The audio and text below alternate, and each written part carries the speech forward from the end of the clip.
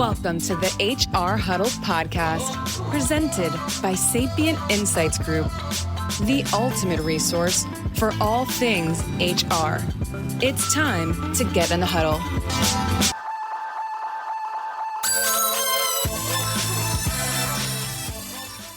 Welcome to the HR Huddle podcast and to our first episode of Spilling the Tea on HR Tech. I'm your host, Stacey Harris, along with my co-host, Kim Seals. Hi, everybody. Thanks for joining us this week.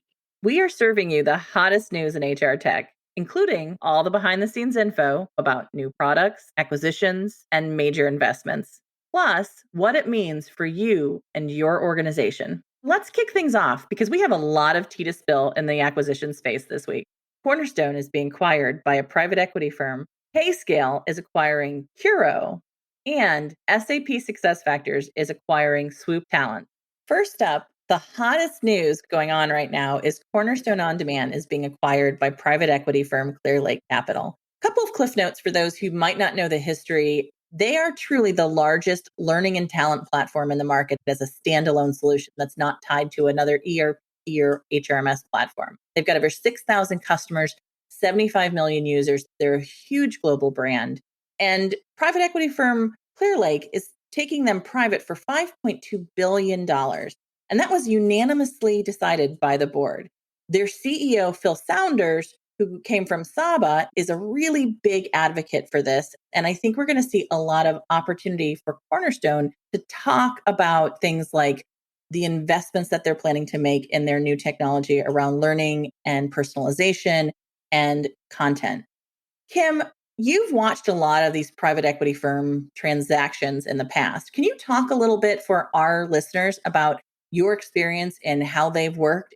Sure, happy to. Also important to probably note Phil Saunders' experience with private equity, right? Because having come out of Saba before taking over Cornerstone, Saba had private equity money in it too. Phil's got a background in how to approach this, how to make sure it's successful. Because you and I both know there's been some great success stories of private equity coming into the HR tech space and some not so great stories. And I'm sure for all of the current Cornerstone and Saba customers, they want this to be the success story, right? Yes. So certainly, I think Phil's background will be helpful in this. I thought the press release was pretty pointed about the opportunity for growth that Cornerstone sees in front of itself and how this infusion of capital will help them get there. I'm interested to see what happens on the content side, as you talked about. That's an interesting, exciting area, especially as we face this critical skills gap out there in the market and the looming need to continue to upskill and reskill talent. So, having more content available to do that, tying that into a tech platform, I think that'll be really critical. Yeah, content is the big story on this one, I think. If you look at Cornerstone's announcement of their Q2 revenues for 2021, it rose more than 16% year over year. And we all know learning was big during the crisis of the pandemic. But it wasn't just, I need to train someone. It was, I need to train someone on a specific type of content. And if you know anything about learning and development in this space, generally organizations are spending anywhere, particularly mid-market organizations, all the way up to large organizations, are spending anywhere from $800 to $1,200 per employee annually on training and development.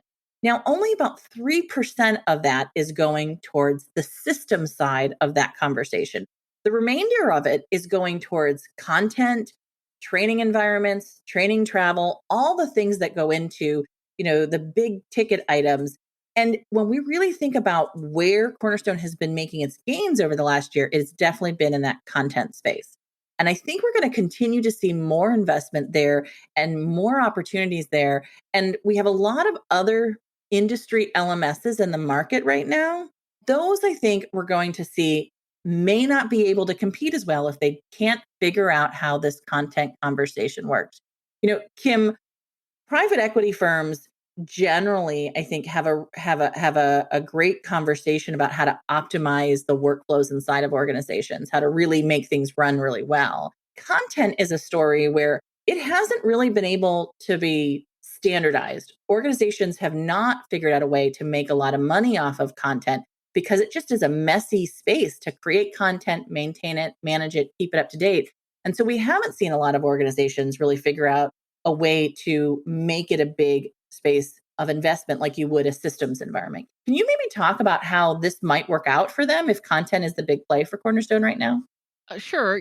I think it's important to understand that even if this is a content play, it's still got to be grounded in technology because you don't want this to be a big capital intensive process where you have to hire a bunch of people to create content. You need to be able to do this in a way that's still scalable, that's not capital intensive, that keeps the valuation ground of this company grounded in technology because that's where the valuations are most clearly. That'll be the challenge as a bigger part of their revenue grows from content management and having good content. How do you do that in a very scalable, economical way that makes sense for what they're trying to accomplish for the long term? Because they you've got Clearlake Capital Group, who obviously at some point will want to flip this into a successful deal and do something, whether it's take them back public or maybe there's a sale or whatever the outcome or the end game might be here. Cornerstone is going to need to be efficient in their play on content. Yeah, no, I love your how you sort of gave a wrapper to that, because I think that's what buyers have to understand, that when they're looking at Cornerstone as their product now, they have to understand that a big part of what they're going to be focusing on is optimizing, but also understanding how that system is going to elevate the content strategy. I think the other thing that we have to be very aware of is that if you've bought Cornerstone in the recruiting space or in the core HR space, because you're using it to aggregate a lot of talent data across maybe different or different business units in maybe different regions or countries. We see that's a big space that Cornerstone's been playing internationally. I don't think that's a worry for those customers, the focus on talent and the focus on learning and the focus on skills. I do think that is a space for them to make sure they're really vocal as buyers, to make sure that they understand what the roadmap is for their product areas and how that investment's going to be made in it. If Cornerstone decides not to continue to invest in areas like recruiting, Kim, do you anticipate that they'll have to make some hard decisions, or do you think that they'll continue down this talent conversation? Well, I think, as you and I have had this conversation before with our clients around what actually is in the talent management suite, I think Cornerstone still has to keep an eye on that and how many of their customers are expecting a talent management suite, if you will, that includes more than one element beyond just learning and development. That's, what strategic planning is all about, right? You've got to keep your eye on today, but also look forward to tomorrow. It'll be really good for Cornerstone to have an idea, and I'm sure they do, of what's most important to their clients and how many of them bought the solution for the full talent suite versus how many bought it for a specific play on learning and development. And actually, Stacey, you may have that answer too in our HR systems survey. You may know that too.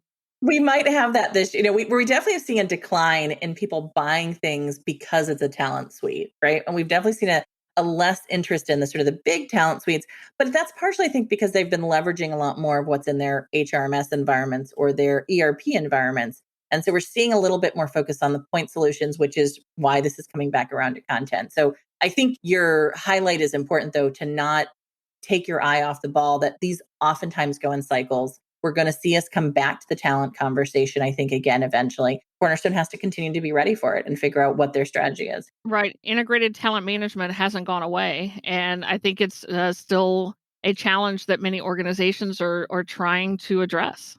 Yeah. And the biggest central component of it, I think, across the board is this conversation around skills and personalization. The next one that we're going to be talking about is German firm SAP, who's acquired SwoopTalent's intellectual property. They're also bringing over the talent from that organization. They're a very small firm focused on recruiting data and aggregating recruiting data into a environment where people can do better job in talent matching.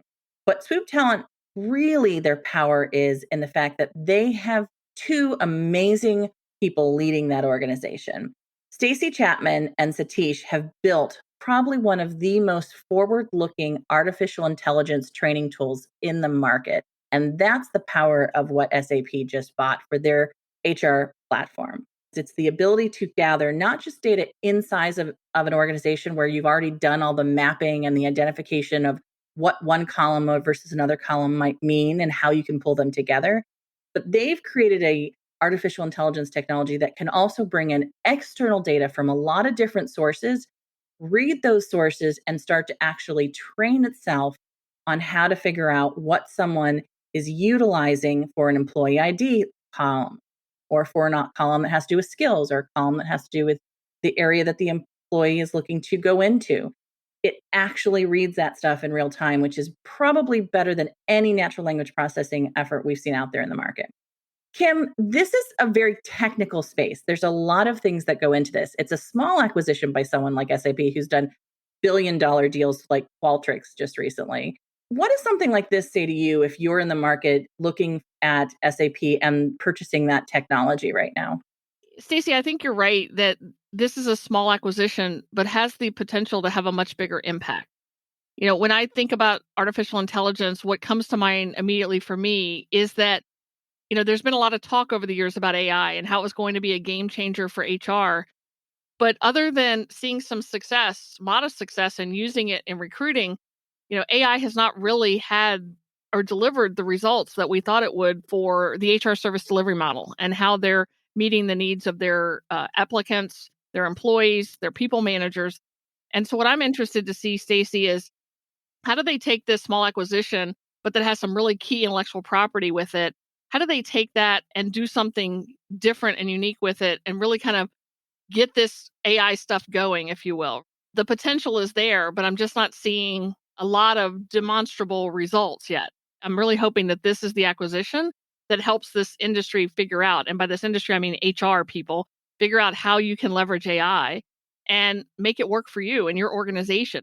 This is the perfect storm of a time for this, right? You've got the great resignation of 2021 going on. You've got the inability to hire people. We've got to put all this together in some way, and AI would seem to be the way to do it. I think you're right on, Kim. What SAP and SuccessFactors have done here, the most important thing they've done is the team they're building, right? When you look at now, they have Amy Wilson, Meg Bear, both longstanding backgrounds from Oracle and SAP, Workday, other areas. And then you look at someone like Stacey Chapman, who is one of the brightest minds in this market, and Satish, who's been working with her for years on this product. What they're doing here is creating something that isn't going to be just used in the recruiting space, which I think is where it's at for the moment. But I think the goal is to really leverage this in a much broader fashion across their platform. They particularly mentioned that they're going to be launching in the fall of this year another component that's going to be tied to this, which is for sort of on-demand sort of job opportunities within an organization. That gets to exactly what you're talking about. How do I leverage my skill sets, my capabilities? How does the organization know what I have available? Well, we all know that there's really almost no data that's usable inside of a lot of these employee profiles. And that's why this matching process doesn't work as well as it should. This kind of technology, if leveraged appropriately, could really create a job profile that's more useful and an employee profile that's actually something that's got data inside of it. So I'm excited to see where this goes. It all comes down to execution at this point. Yeah, for sure. Execution. And as you mentioned, if they can deliver on what they're saying they're going to deliver, it would be a game changer in that ability to establish the baseline of the skills you have in your organization and knowing more about your own people than LinkedIn knows about your people. Because right now, that's where employers go to figure out what skills their employees have. What do they have on their LinkedIn profile? It'd be good to be able to bring that back in house. We'll be covering this one again later down the road as we start to see some of the success of the integration. Definitely. Our third acquisition is more of a slow brew as far as tea goes, because PayScale, the Seattle-based compensation data company, has acquired CURO. Now, for those of you who might not know who PayScale is or who CURO is, they're really compensation management slash pay equity slash compensation data tools with a lot of different capabilities. What's really interesting to watch is that PayScale, though, has been sort of slow acquiring process where they've been acquiring a lot of different systems. They just acquired PayFactor back in 2011. Now they're acquiring CURO here in Scotland, which is a unique sort of global look. Kim, you watch this space a lot more than I do. This is a space that not everybody pays attention to because only about 40% of the market right now has a compensation management tool or benchmarks using compensation tools. Can you talk a little bit about why this is important right now, and maybe what are some of the things our buyers might want to think about the importance of compensation and how it's factoring into everything that's going on with pay equity right now? Yeah, sure. Happy to, Stacey. I would mention another piece of the roadmap that PayScale's been on. In 2017, PayScale did acquire ePrism from Mercer. At that point, Mercer took an equity position in PayScale and sits on their board. To your point, they've been on this journey for a while now to put the pieces and parts in place that they need to ultimately be successful. What I like about this particular deal with CURO is that it brings pay equity out of a standalone solution and moves it into mainstream compensation management. Now, CURO did have some compensation management tools, or does have some compensation management tools. What we see with PayScale, the ability to manage market data and survey sources, and then do compensation management, compensation planning. Now you add in pay equity. I think that's really where the game changer is here, because I've never believed that pay equity should be a standalone thought process or standalone activity. It's got to be integrated into the day-to-days of compensation management. This is a market that a lot of people, unless they're a comp analyst or someone who is directly involved in sort of payroll, they don't know the players in this space. Kim, who are sort of the big players in the compensation technology space that would be considered competitors at some level for these organizations? Well, if we just stick with broad-based compensation management for the moment, right, and don't get into like annual comp planning or sales comp, PayScale, it's obviously like the sorry.coms of the world and what they've been doing for years in this space. Then on the CURO side, one of their competitors, their biggest competitor is probably Syndio out of the US on the West Coast. Again, there are single point solution competitors, but I feel like PayScale is advancing the ball a little bit down the field in terms of saying, let's put all this together in a little more of a holistic way. So I think that's what's exciting is I don't need to now have a tool to manage my salary survey sources and then a tool to manage my pay equity and then somehow have to, do all of this integration stuff. I can put it all together to say, what am I doing with my pay structures? How does this compare to market data? How does that then fit into pay equity? Another one of those ones that we're going to continue to watch and report on. But you're right. I think it's, compensation management is a space that doesn't get a lot of attention. And likely the biggest competitor of all is Excel. I think that's the reality here with that one. Yeah, I would agree. Most comp analysts would say that is their first and probably most often used tool is Excel. When we look at the data sets of people who give us information on it, I do think that we're going to see more and more smaller companies dealing with this compensation conversation, and particularly pay equity, as it goes to a more global conversation. But that's going to be real tricky. And I think having a technology that helps organizations figure out how that fits region by region, city by city, is going to be important, particularly as we think about the fact that we're now getting regulations and we're getting areas where organizations are being required to start to share some of that information. This is a changing market. Sure. And it's different all around the world. Every country is different. What their focus is on pay equity is different. And how the requirements they put on employers are different based on the size of the population the employer has in that country. Also, what it is they have to proactively report versus reactively adjust to if employees make a claim or some other allegation that they're not being paid fairly or equitably. Pay equity is a complicated topic because you have to look country by country. And then in the US, you've got to look at it state by state because what's happening in California is different than what's happening in Georgia. It's not even one size fits all in the US in terms of where pay equity legislation is going. It's really going to be key to have a place that comp experts can go to have this all sitting in one piece of technology. I'm interested to see how this integration happens between PayScale and CURO. Interested to see what it does to the rest of the market out there. Can't wait to get some feedback from PayScale customers in next year's survey. There's so many more things I think that we're going to be talking about on this topic, so we'll watch it going forward.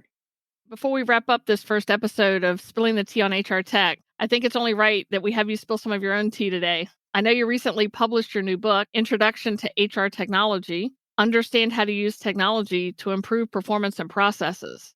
I got my copy and I think it's fantastic. How did the book tour go? Thanks for the plug. I really appreciate it. The book tour has given me an opportunity to talk to a lot of people in a lot of different places. I'm doing events in Asia and Singapore over the next couple of weeks. The book really was an opportunity to bring the audiences a lot of the things that I learned early on in my journey. Tim Sackett, who's a good friend and an influencer in the recruiting and HR technology space, said it best. HR tech might be the most important competency to have for modern HR leaders. My hope is that we can give HR professionals a jump start on building that competency with the book. It has a lot of activities. It has a lot of opportunities for people to see case studies. It has a place for them to actually fill in information about their own organizations. It's meant to be a tool that you use over and over again.